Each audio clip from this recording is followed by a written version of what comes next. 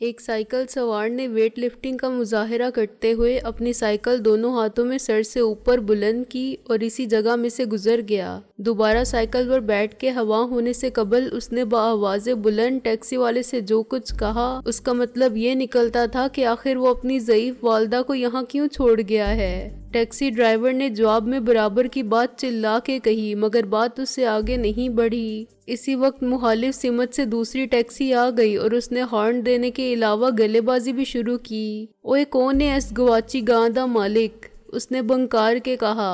اوئے ہٹائیں انو نہیں تے اسی اتو لنگ جاواں گے۔ کیڑا ہے بھئی اتو لنگن آلا؟ ٹیکسی ڈرائیور باہر نکلا۔ اننا تاولاں اے تے پھر لے جا۔ ہم اپنا سامان اتار چکے تھے اور ٹیکسی کا کرایہ بھی دے چکے تھے مگر مکان کے کرائے کے معاملات ابھی تصفیہ طلب تھے۔ ادھر دونوں ٹیکسی والوں میں براہ راست تصادم کا خطرہ پیدا ہو گیا تھا۔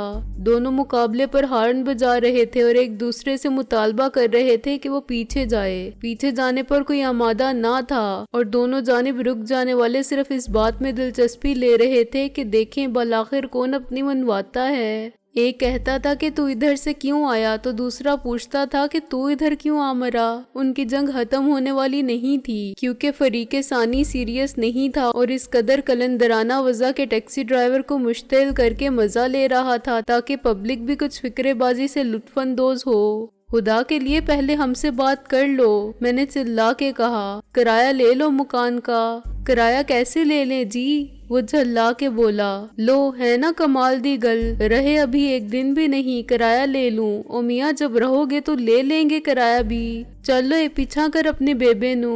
میں اندر آ گیا اور دروازہ بند کر لیا۔ ان کی آپس میں تکرار کی آواز کچھ دیر بعد آنی بند ہو گئی۔ معلوم نہیں ان میں سے کس نے اپنی ہار مان کے ٹیکسی پیچھے کی۔ محسن کا خیال تھا کہ دونوں ضدی تھے، اپنی ٹیکسی سچ مچ دوسرے کی ٹیکسی کے اوپر سے گزار کے لے گئے ہوں تو عجب نہیں۔ مکان واقعی آسیب زدہ تھا، نقشے کے اعتبار سے عام قسم کا غریبانہ مکان جس کے 2 کمرے تھے، دونوں ساتھ ساتھ، ان کے سامنے مختصر سا کچن، باتھ اور لیٹرین، آنگن بمشکل اتنا بچتا تھا کہ 2 چارپائیاں ڈالی جا سکیں۔ دونوں کمروں کی ایک ایک کھڑکی گلی کی طرف کھلتی تھی اور ایک ایک برآمدے میں ہر کھڑکی میں لوہے کی سلاخیں فٹ تھیں۔ خالی کمرے کی گرد سے اندازہ ہوتا تھا کہ آسیب زدہ مشہور ہونے کے بعد گھر میں کوئی آباد ہونے آیا تھا تو بہت پرانی بات تھی۔ کرایہ دار کے ذاتی تجربات مختلف تھے اور ان کا ذہن اس طرح کے واقعات سے منسوب خود بخود متاثر ہو گیا تھا۔ وہ ٹیکسی ڈرائیور تو ہمیں یہاں چھوڑ کے ایسے فرار ہوا جیسے ہم بھی خدا نہ خواستہ وہ ہیں جنات۔ محسن بولا۔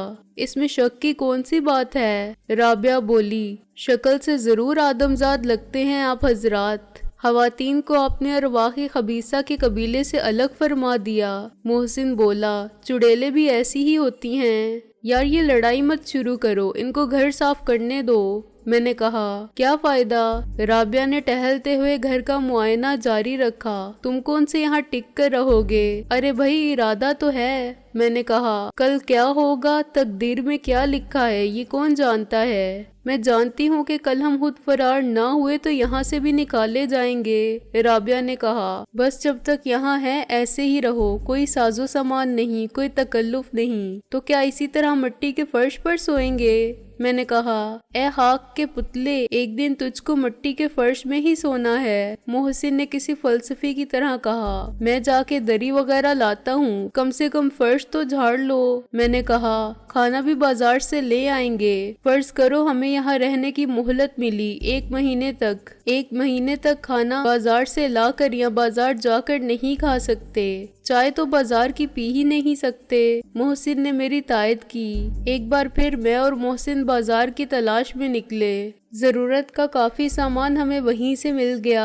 ہم خواتین کی حفاظت کے لیے ٹیڈی کو چھوڑ آئے تھے، چنانچہ کافی مطمئن تھے۔ رضائیوں کے لیے ہمیں صدر جانا پڑا۔ آخر یہ ٹیکسی ڈرائیور کرایہ کیوں نہیں لے کر گیا؟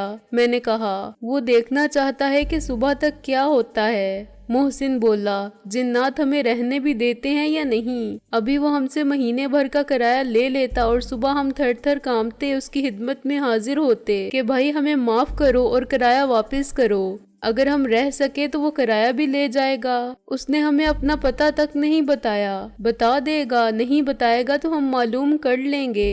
میں نے کہا۔ ٹیکسی کا نمبر مجھے یاد ہے۔ کیا اس کا اپنا گھر اس سے بھی بڑا اور اچھا ہوگا کہ وہ خود یہاں نہیں رہتا؟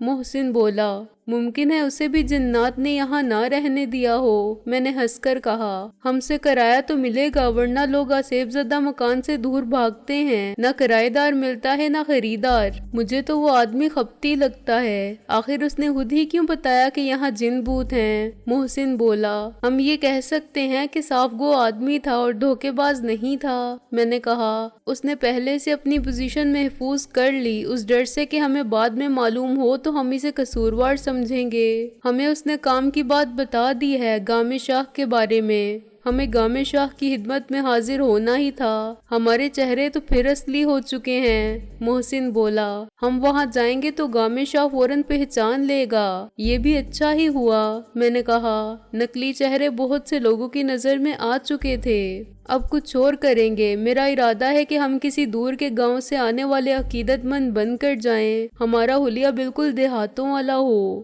گامے شاہ کی نظر پھر بھی ہمیں شناخت کر لے گی۔ بات یہ ہے عزیزم، میں نے کہا، میں چاہتا ہوں کہ اس مہم میں خواتین آگے رہیں، اور اس کے لیے میرے ذہن میں جو اسکیم ہے وہ یہ ہے کہ کل رابعہ اور نازو پرانے دیہاتی وضع کے کپڑے اور میلے برقعے اوڑھ کر گامے شاہ کی درگاہ تک جائیں۔ ان کے لیے کپڑے اور برقعے کہاں سے ملیں گے؟ نئے تو مل جاتے ہیں، مگر پرانے کون دے گا؟ وہ بھی مل جائیں گے، شہر کی کسی بھکارن سے خرید لیں گے۔ میں نے کہا، 100-200 میں وہ اپنی حلت فاخرہ کیوں نہیں دے گی، جبکہ اسی قیمت میں نئے کپڑے مل جاتے ہیں؟ وہ حلت فاخرہ ان کی آمدنی کا ذریعہ ہوتی ہے، ڈیوٹی کے بعد وہ امپورٹڈ کپڑے کے سوٹ پہنتی ہوں گی۔ محسن بولا، ارے یار، فقیرنی سے نہ صحیح کسی غریب عورت سے لے لیں گے۔ میں نے کہا، یہ کوئی بڑا مسئلہ نہیں، مسئلہ ہے ہمارے گامے شاہ تک پہنچنے کا اور اسے قابو کرنے کا۔ میں نے یہ سوچا ہے کہ اگر نازو اور رابعہ برقعے اوڑھ کے عام عقیدت مندوں کے ساتھ اندر داخل ہو جائیں اور پھر کسی طرح وہاں ٹھہرنے میں کامیاب ہو جائیں جب تک کہ وہاں کوئی نہ رہے۔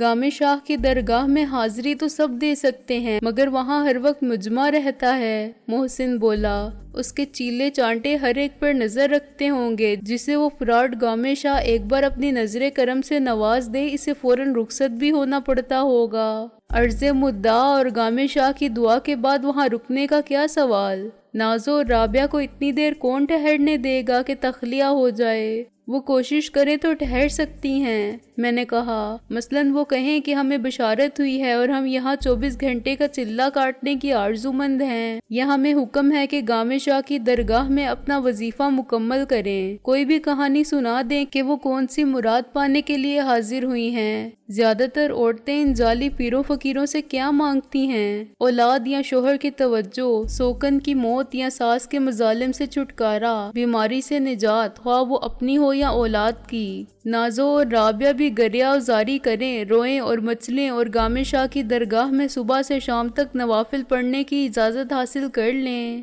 میرا خیال ہے کہ پبلک کے سامنے وہ انکار نہیں کر سکیں گی، انہیں کوئی خطرے کی بات بھی محسوس نہیں ہوگی۔ اگر 2 عورتیں ایک گوشے میں وظیفہ پڑھتی ہیں یا نوافل تو پڑھتی رہیں، اس طرح رابعہ اور نازو کو موقع مل سکتا ہے۔ رابعہ کے پاس بھی ریوالور ہوگا اور نازو کے پاس بھی، لیکن خدا نخواستہ ان سے اسلحہ چھن جاتا ہے اور وہ بدماش جو گامے شاہ کے ساتھ ہیں انہیں قابو کر لیتے ہیں، پھر نازو وہی کر سکتی ہے جو اس نے سراج کے ساتھ کیا تھا، وہ سب کے ہاتھ پیر توڑ سکتی ہے اور ہمارے لیے راستہ صاف کر سکتی ہے۔ فرض کرو نازو کامیاب ہو جاتی ہے، پھر ہم کیا کریں گے؟ محسن نے سوچتے ہوئے کہا، یہ میں نے ابھی نہیں سوچا۔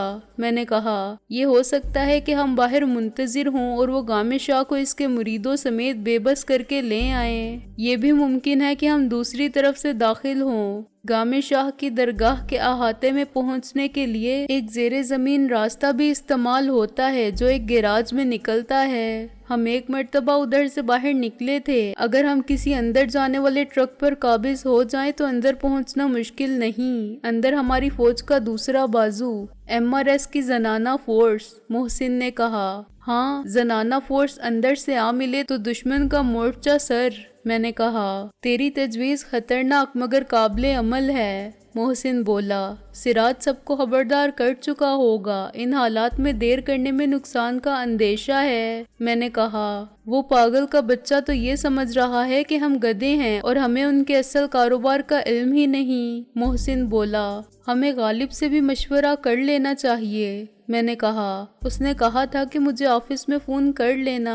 غالب ہمیں آفس میں سوتا ہوا ملا، ٹیلی فون پر اس کی آواز یوں سنائی دی جیسے وہ اب بھی سو رہا ہے۔ ہاں بھائی ہاں، ہم سو رہے تھے اور کیا کریں، مقدر میں سونا ہے یا رونا۔ وہ بولا رات کو خیریت رہی نا؟ میں نے کہا شیخ صاحب سے ملاقات تو نہیں ہوئی تھی۔ ہم نے کہا کہ میاں جاؤ، کیوں ہم قلندروں کے منہ لگتے ہو، ہم نہ کہیں گئے نہ کہیں سے آئے۔ غالب نے جمائی لے کر کہا جھک مار کے تشریف لے گئے، البتہ ایک خبر ہے تمہارے لیے، تمہارے وہ چودھری صاحب ہیں نا، وہ پھر وہیں آباد ہیں اس پرانی کوٹھی میں، اور مصر ہیں کہ نہ وہ کہیں گئے تھے اور نہ کہیں سے آئے ہیں، کوٹھی کبھی خالی نہیں رہی۔ وہ ڈرامے کرنے والا آدمی ہے۔ میں نے کہا اور ریسیور رکھ دیا۔ جب ہم واپس پہنچے تو رابعہ اور نازو جھاڑو دے چکی تھیں، ایک صحن میں لگا ہوا ہینڈ پمپ چلا رہی تھی اور دوسرا اپنا منہ دھو رہی تھی۔ جھاڑو انہوں نے پڑوس میں سے مانگی تھی۔ خواجہ نیک محمد عرف استاد ٹیڈی بغور اپنے پراسرار صندوق کا معائنہ کر رہے تھے۔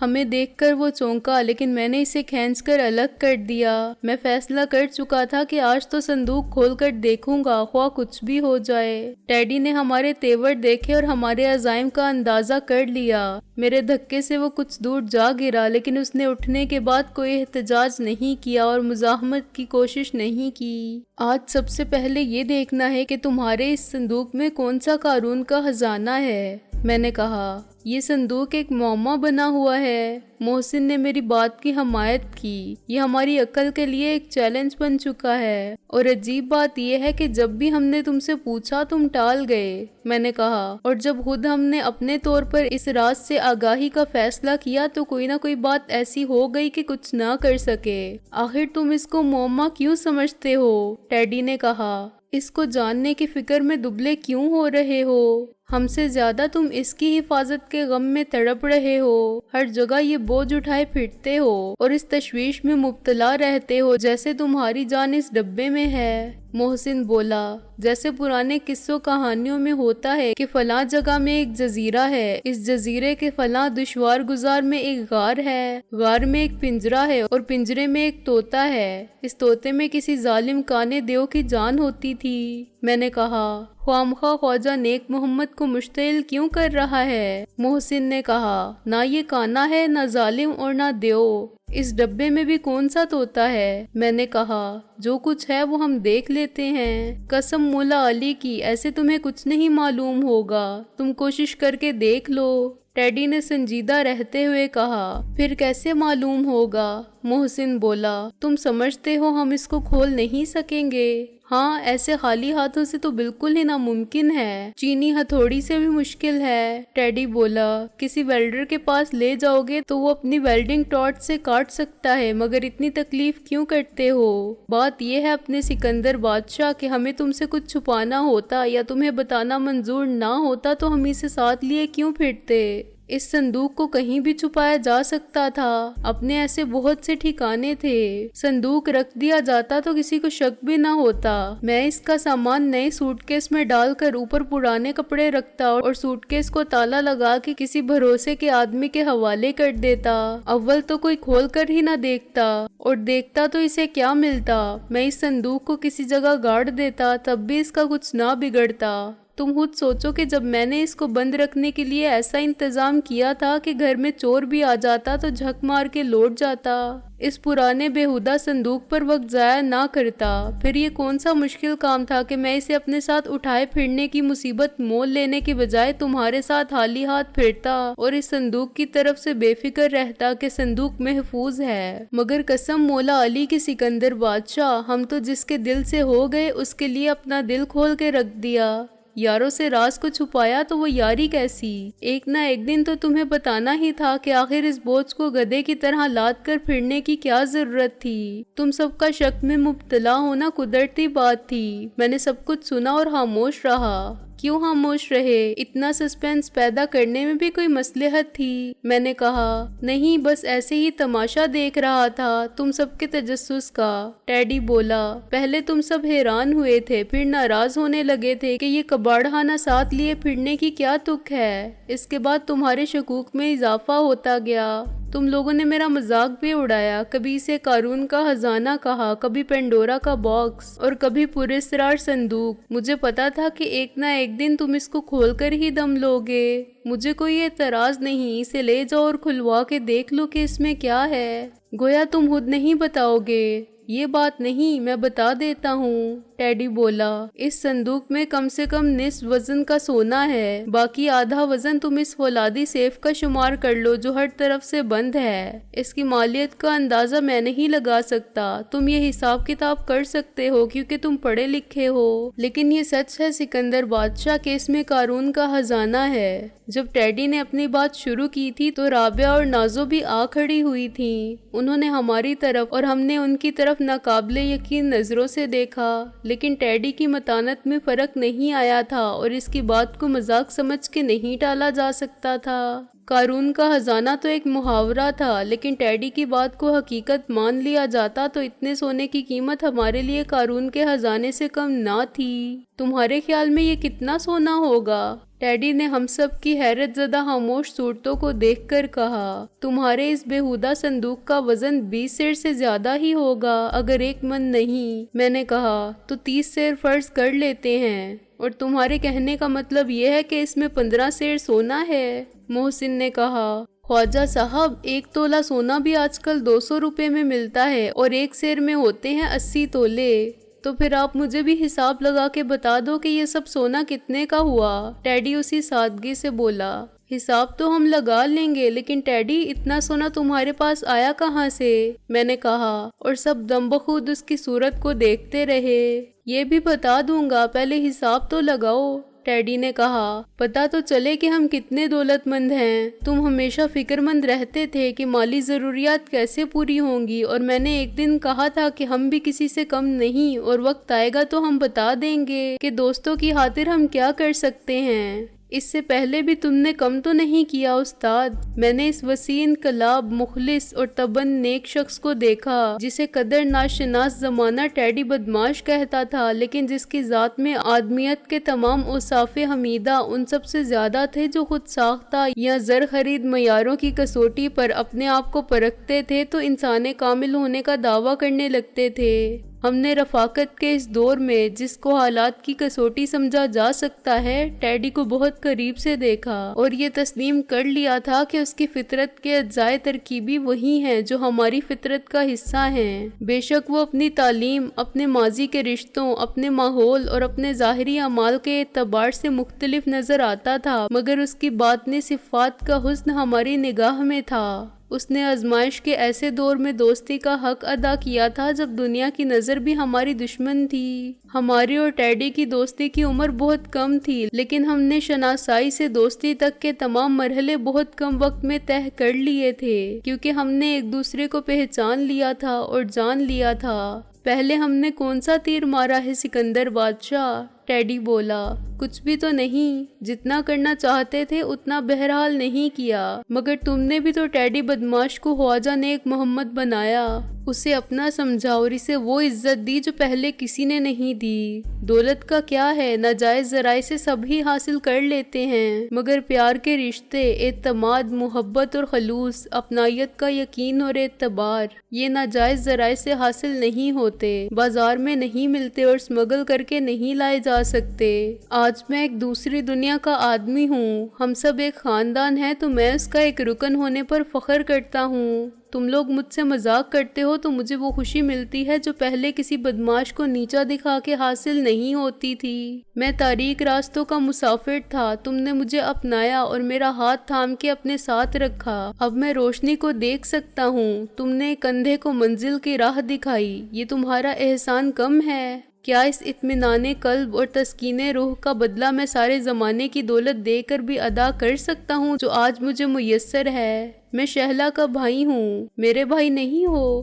رابعہ نے اسے ضرورت سے زیادہ جذباتی ہوتے دیکھ کر کہا۔ ٹیڈی ہنس پڑا۔ ایک بہن کا بوجھ بھی کم نہیں ہوتا، تم بھی ڈال دو اس رشتے کا بوجھ مجھ پر۔ میرے دونوں کندھے خالی تھے کیونکہ میں کسی کا بھی نہیں تھا، اب 2 بہنوں کا بھائی ہوں۔ لے بھائی محسن، یک نہ شد دو شد، ہم دونوں اب کیا کریں؟ میں نے کہا، ساری خدائی ایک طرف اور ہم دونوں ایک طرف۔ محسن نے مظلوم لہجے میں رقت کے ساتھ یوں کہا کہ سب بے اختیار ہنس پڑے۔ اب دیکھو لڑکیوں، تم یہاں بیکار وقت ضائع مت کرو، میں نے رابعہ اور نازو کو ڈانٹا۔ یہ کوئی شریفانہ لچھن نہیں ہے کہ مردوں کے ساتھ بیٹھ کے جوان لڑکیاں کھیکی کریں۔ جاؤ اپنا ہانڈی چولہا کرو، چائے بناؤ۔ چولہے میں گیا ہانڈی چولہا، رابعہ نے کہا، اپنا اپنا کام کرو، ہم سب نوکر نہیں ہیں کسی کے۔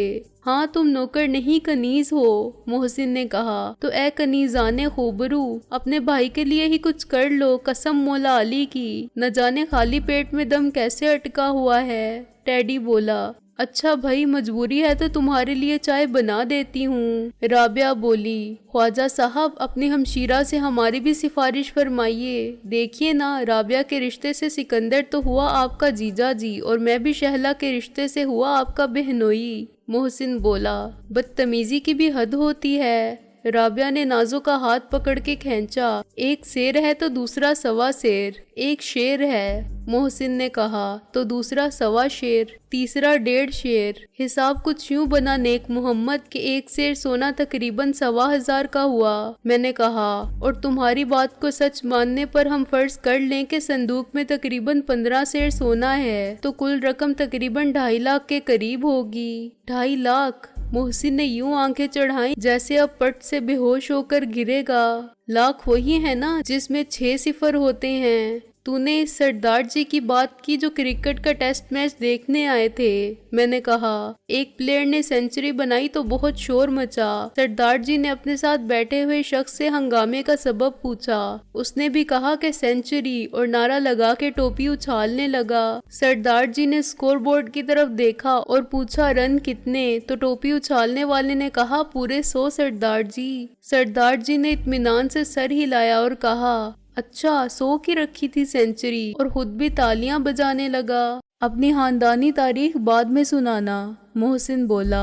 ہم یہ جان کر انگشت بدنداں ہیں کہ چشم بددور اپنے پیارے دوست خواجہ نیک محمد لکھپتی ہیں۔ ظاہر ہے یہ جھوٹ نہیں بول رہے ہوں گے کہ اس 1 روپے سیر بکنے والے ٹین کے صندوق میں 200 روپے تولے کا سونا بھرا ہوا ہے۔ میں نے کہا، سوال یہ پیدا ہوتا ہے۔ ایک سوال نہیں، بہت سے سوالات پیدا ہوتے ہیں۔ محسن نے کہا، مثلاً یہ کہ سونا کیسا ہے؟ سونا خالص ہے، استاد ٹیڈی نے سادگی سے کہا۔ میرا مطلب تھا کہ مال حرام ہے یا مال غنیمت؟ قابل غور ہو کہ بعض صورتوں میں مال غنیمت کو حرام نہیں سمجھا جا سکتا، اور لشکر میں اس کی تقسیم اسلامی تاریخ کے حوالے سے ثابت ہے۔ سونا ٹیڈی کے پاس کہاں سے آیا اور کب سے ہے؟ اب تک اس نے اس سونے کی حفاظت کرنا کیوں ضروری سمجھا؟ اسے ذاتی استعمال میں لانے سے کیوں پرہیز کیا؟ کیا یہ کسی کی امانت ہے؟ اگر امانت ہے تو اب ہمارے لیے اس میں خیانت کے باقی سوالات میں حسب ضرورت ایجاد کروں گا۔ میں تمہیں اول سے آخر تک سب بتا دوں گا۔ ٹیڈی بولا، حرام حلال اور جائز ناجائز کا فیصلہ تم خود کر لینا۔ رابعہ نے چائے کی ایک کیتلی ہمارے سامنے رکھی۔ سلور کی اس کیتلی میں صرف قہوہ تھا، چینی اور پاؤڈر کا دودھ نازو نے 2 مگ بھر کے الگ رکھے۔ پھر چائے بھی مگ میں ڈال کے دی گئی اور میں نے دودھ ملائے بغیر استعمال کی۔ ہماری عدم موجودگی میں یہ تمام بندوبست استاد ٹیڈی نے کیا تھا۔ وہ کسی مقامی بیکری سے ایک کیک بھی لایا تھا اور خاصی مقدار میں انڈے، مکھن اور ڈبل روٹی بھی۔ سگریٹ کے کارٹن ہم لائے تھے۔ اس وقت زمین پر آلتی پالتی مار کے بیٹھے ہوئے اور چائے پیتے ہوئے میں نے سکون اور اطمینان کے احساس کی آسودگی کو محسوس کیا۔ یہ احساس وقتی اور عارضی تھا، مگر پھر بھی اس دور مصائب و آلام میں بہت غنیمت تھا۔ بھلا گردش فلک کی چین دیتی ہے کسے انشا؟ غنیمت ہے کہ اس صورت ہم یہاں 2-4 بیٹھے ہیں۔ مجھے مرحوم انشاءاللہ خان انشا کی یہ بات بہت حسب حال لگی۔ کل ہم کہاں تھے، کل کہاں ہوں گے، اس کی آج کیوں فکر کریں اور اس کا ذکر بھی کیوں کریں؟ شاید میری طرح دوسروں کو بھی احساس تھا کہ اس وقت ہم سب ایک دوسرے کے ساتھ ہیں اور محفوظ ہیں، باہر کی دنیا کی دسترس سے دور ہیں، اور جس حال میں بھی ہیں ایک دوسرے کی رفاقت، اس گوشہ عافیت اور قناعت سے ملنے والے احساس طمانینت کی ساری خوشی ہماری ہے۔ بے شک اس وقت کوئی کسی سے بھی پوچھتا کہ اس لمحے ان کے دل کی وہ کون سی تمنا ہے جس کی تکمیل کی خاطر وہ ایسی ہزاروں خواہشوں کو قربان کر سکتے ہیں کہ ہر خواہش پہ دم نکلے، تو سب کا جواب یہی ہوتا کہ کاش وقت یہیں رک جائے، اس احساس تحفظ و طمانینت کو دوام عطا ہو اور پھر خواہ ساری عمر اسی گھر میں اسی حال میں گزر جائے۔ میں نے اور محسن نے سگریٹ جلائی تو مجھے سراج کی ماں یاد آئی، یہ اسی کے دیے ہوئے سگریٹ تھے۔ اپنے دشمن کے گھر کی مہمانی کا تجربہ بھی اس اعتبار سے منفرد تھا کہ ہم وہاں شامت اعمال کے باعث جا پہنچے تھے اور پھر تقدیر کی آوری سے بخیر و عافیت نکل آئے تھے۔ کیا جو کچھ سراج کے ساتھ ہوا اس کی خبر بنے گی؟ محسن بولا۔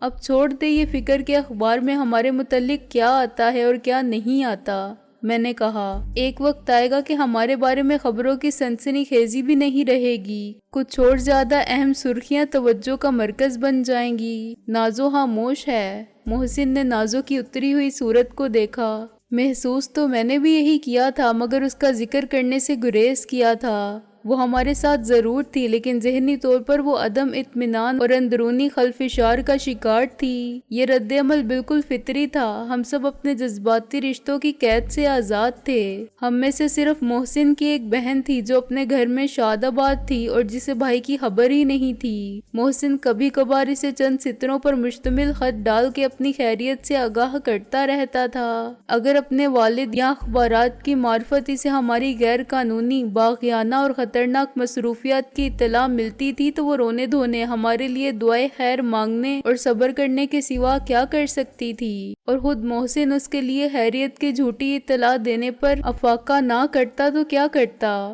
محسن کے والد عملاً دنیا سے منہ موڑ چکے تھے اور آخری اطلاع کے مطابق وہ اپنی بیٹی اور داماد کے ساتھ تھے جو انہیں بڑے اصرار کے ساتھ لے گئے تھے۔ وہ بھی محسن کے لیے عملاً کچھ کرنے سے قاصر تھے اور محسن کا ہونا نہ ہونا ان کے لیے برابر تھا، بالکل اسی طرح جیسے ان کا زندہ رہنا یا نہ رہنا محسن کے لیے ایک جیسے دکھ کا سبب تھا۔ میں، رابعہ اور ٹیڈی خون کے ان رشتوں کی کسی زنجیر کے غلام نہ تھے، مگر نازو نے ابھی ابھی سب رشتوں سے قطع تعلق کیا تھا۔ اس نے اپنے بھائی کو سب کے سامنے ذلیل کیا تھا اور وہ ماں باپ کو چھوڑ آئی تھی۔ اس کی طبیعت بلا کی جذباتی تھی اور یہ زندگی کے سب سے بڑے جذباتی فیصلے کا رد عمل تھا کہ وہ چپ تھی۔ اس پر مثبت اور منفی حقائق کا دباؤ تھا۔ عقل کے تقاضے مصلحت کو مد نظر رکھنے کے حق میں تھے تو دل کا فیصلہ جذبات کی صدا پر لبیک کہنے کے حق میں تھا۔ اگرچہ وہ دل کی بات مان چکی تھی مگر عقل اسے پریشان کر رہی تھی اور شاید اسے بار بار ان نتائج سے خبردار کر رہی تھی جو اس کی اپنے گھر سے وابستگی کی صورت میں برآمد ہوں گے۔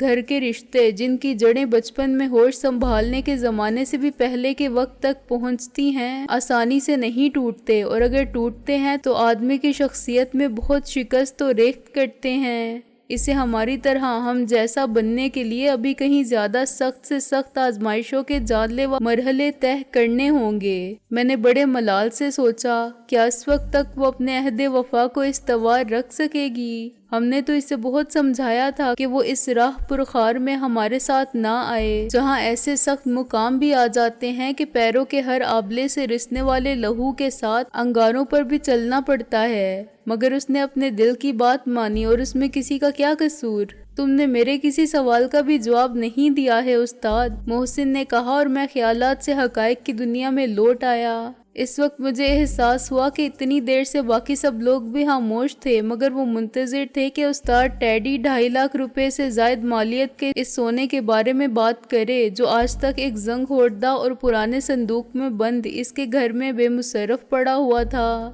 لیکن میں نازو کو دیکھ رہا تھا۔ میری یہ حرکت غیر ارادی تھی، میرا ذہن اس کے مسائل میں الجھا ہوا تھا، چنانچہ میری نظر بھی اسی پر تھی اور وہ نظریں جھکا لینے کی بجائے میرے انہماک کو غور سے دیکھ رہی تھی۔ تقسیم ہند کے وقت میں اپنے والدین کے ساتھ کشمیری بازار کے عقب میں رہتا تھا، ٹیڈی نے کہا۔ میں اس کہانی کو بہت پیچھے سے اس لیے شروع کر رہا ہوں کہ تم سب لوگ میری زندگی کے حالات کو سمجھنے کے بعد جو فیصلہ کرو وہ غلط نہ ہو۔ میں آج جو کچھ بھی ہوں، اچھا یا برا، استاد ٹیڈی ہوں یا خواجہ نیک محمد، ابھی حالات کی وجہ سے ہوں۔ یہ کوئی انوکھی بات نہیں، ہر شخص اپنے حالات کے باعث ہی استاد ٹیڈی یا نیک محمد بنتا ہے۔ اس کی اپنی مرضی اور اس کے والدین کی خواہش کیا ہوتی ہے اس کی کوئی اہمیت نہیں۔ ایسے تو سارے ماں باپ ہی کہتے ہیں کہ اپنے بیٹے کو انجینئر اور بیٹی کو ڈاکٹر بنائیں گے۔ خود بچوں کے دماغ میں بھی کامیاب مستقبل ایک ایسا خواب ہو جاتا ہے جس کی تعبیر کو وہ اپنے اختیار کی بات سمجھتے ہیں، مگر بعد میں ماننا پڑتا ہے کہ جو کچھ کرتی ہے تقدیر کرتی ہے۔ کشمیری بازار والے گھر میں میری عمر 13 سال تھی، چنانچہ مجھے اس وقت کی ہر بات یاد ہے۔ مڈل کے امتحان میں مجھے وظیفہ ملا تھا۔ اس زمانے میں 8ویں جماعت کے سالانہ امتحانات کو مڈل کا امتحان کہا جاتا تھا۔ میری ذہانت اور شرافت پر والدین ناز کرتے تھے جن کی میں واحد اولاد تھا۔ میری پیدائش کے وقت کوئی ایسی بات ہو گئی تھی کہ میری ماں کی زندگی خطرے میں پڑ گئی تھی، اور ایک وقت ایسا بھی آ گیا تھا جب ڈاکٹروں نے انتخاب میرے باپ پر چھوڑ دیا تھا کہ وہ جسے چاہے بچانے کی اجازت دے دے۔ ماں اور بچے میں سے صرف ایک کی زندگی بچائی جا سکتی تھی، اور میرے باپ نے صحیح فیصلہ کیا تھا۔ اس نے میری زندگی قربان کر کے اپنی بیوی کی زندگی بچانے کا فیصلہ کیا تھا۔ بے شک اس نے مجھ سے بہت توقعات وابستہ کر رکھی ہوں گی، مگر میرا وجود صرف ایک خطرہ تھا، جبکہ بیوی اس کی شریک حیات تھی اور ایک زندہ عورت تھی۔ مجھ سے اس کی جذباتی وابستگی اتنی نہیں ہو سکتی تھی جتنی بیوی سے تھی۔ خیر بعد میں خدا نے کرم کیا کہ دونوں کو بچا لیا، لیکن ڈاکٹروں نے صاف بتا دیا تھا کہ میرے بعد وہ کسی بچے کی ماں نہیں بن سکتی۔ ان حالات میں ماں باپ مجھ کو کتنا لاڈلا رکھتے ہوں گے اس کا اندازہ تم لوگ کر سکتے ہو۔ میرا باپ ہنرمند کاریگر تھا، وہ سونے کے ڈلے کو زیورات میں ڈالتا تھا تو اس کا حسن اور نقش و نگار کی خوبصورتی لوگوں کو حیران کر دیتی تھی۔ اس کے ہاتھ میں اتنی صفائی تھی کہ ماہر سونار اس کے بنے ہوئے زیور کو ایک نظر دیکھ کر پہچان لیتے تھے، اور با کمال کاریگر کو کام کی کیا کمی ہو سکتی تھی، اسے معاوضہ بھی اچھا ملتا تھا۔ اگر کوئی بات اس کو ناگوار گزرتی تھی تو وہ فوراً کام چھوڑ کر دوسری جگہ چلا جاتا تھا جہاں اس کی آوبھگت بھی زیادہ اور معاوضہ بھی بہتر ملتا تھا۔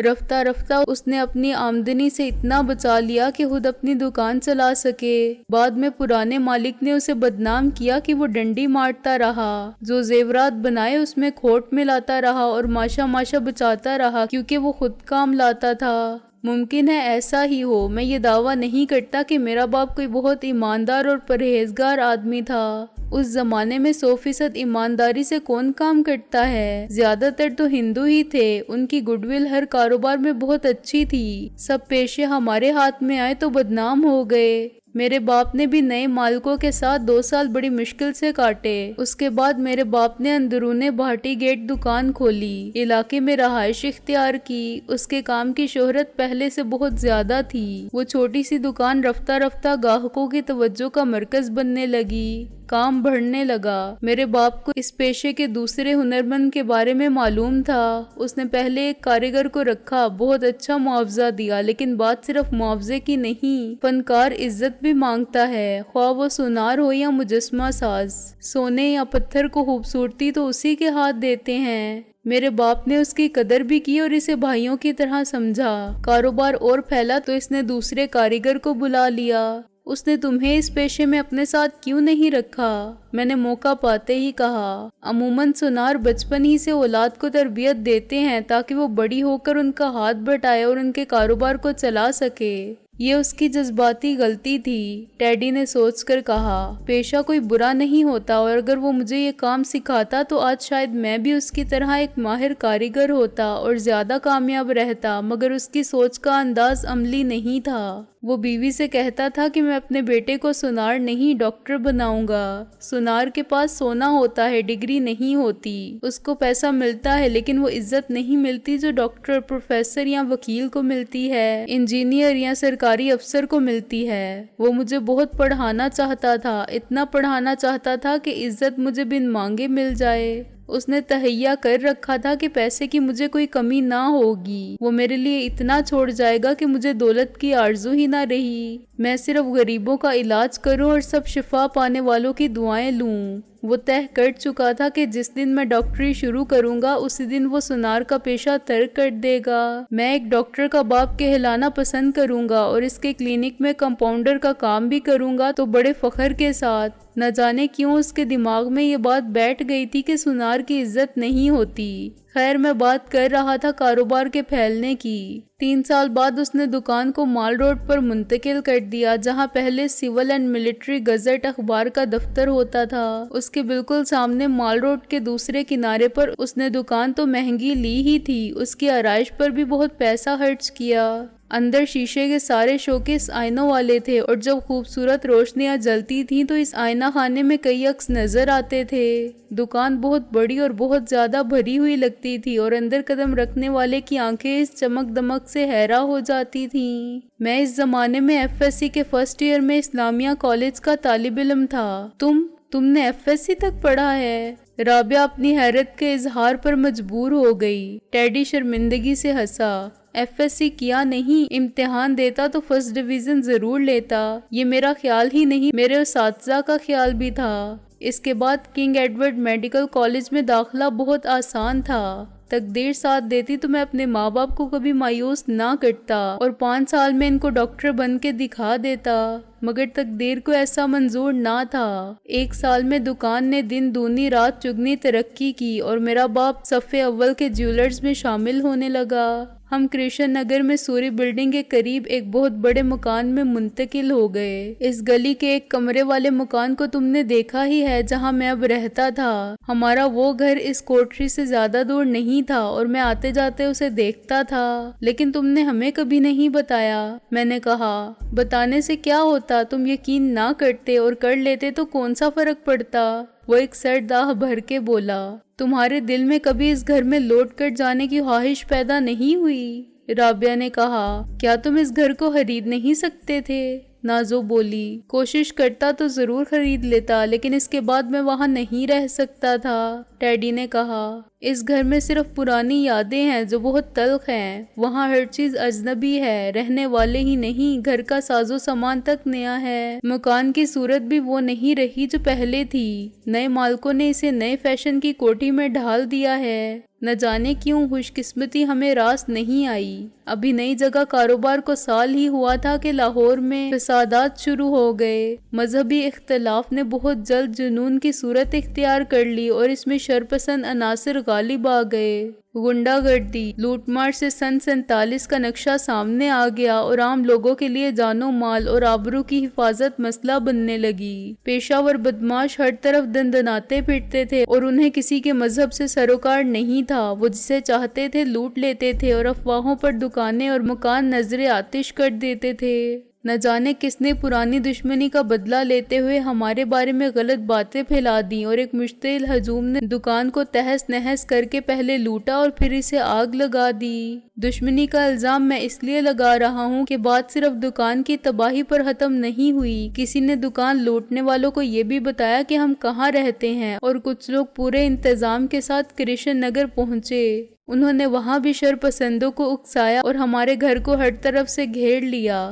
ہم سوئے پڑے تھے، انہوں نے ہر طرف پیٹرول چھڑک کے آگ لگائی اور فرار کے راستے بند کر دیے۔ آگ بڑی تیزی سے پھیلی۔ میں نے اپنے ماں باپ کے چلانے کی آواز سنی، وہ مجھے پکار رہے تھے، مگر میں اتنا بدحواس تھا کہ ان کی مدد کے لیے جانے کی بجائے اپنی جان کی فکر کی اور زینے سے چھت پر چڑھ گیا، کیونکہ مجھے باہر نکلنے کا کوئی اور راستہ ہی دکھائی نہ دیا۔